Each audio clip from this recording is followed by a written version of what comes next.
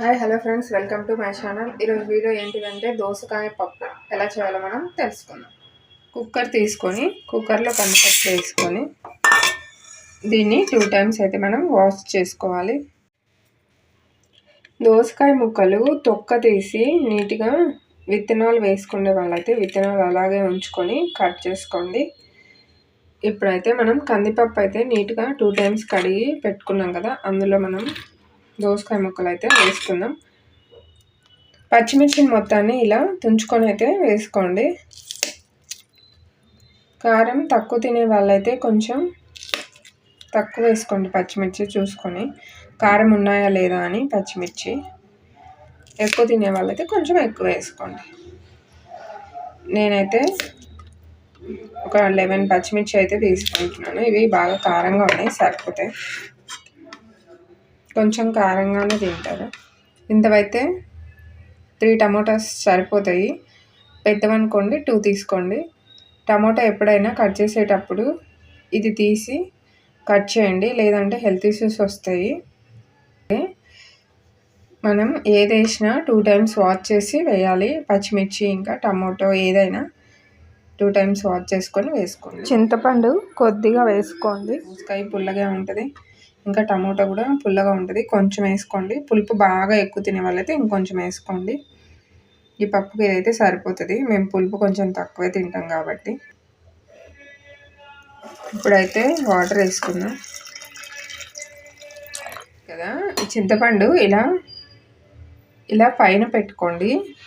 లోపలికి వెళ్ళిందంటే పప్పు కందిపప్పు అనేది తొందరగా ఉడకదు అనమాట. ఇలా కొంచెం పైన పెట్టేసుకోండి, నీట్గా ఉడికిపోయింది పప్పు కూడా.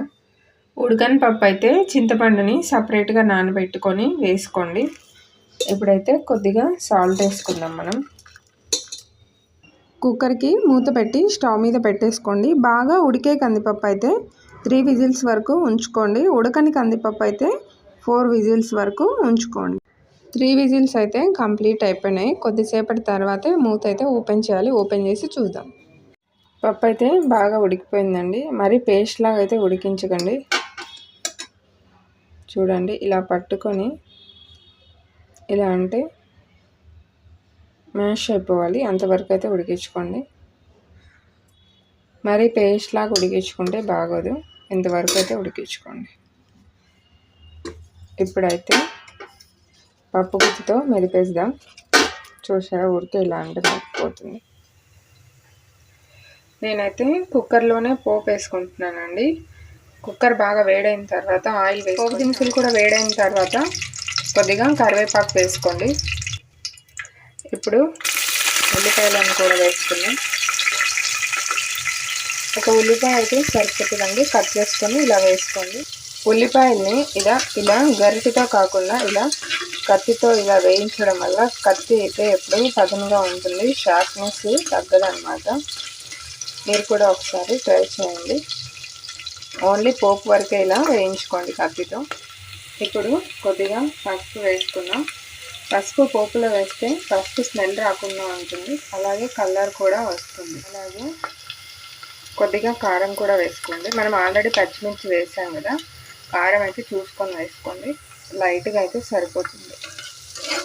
ఇలా వేయించుకొని వేగిన తర్వాత మనం మెదిపి పక్కన పెట్టుకున్నటువంటి పప్పును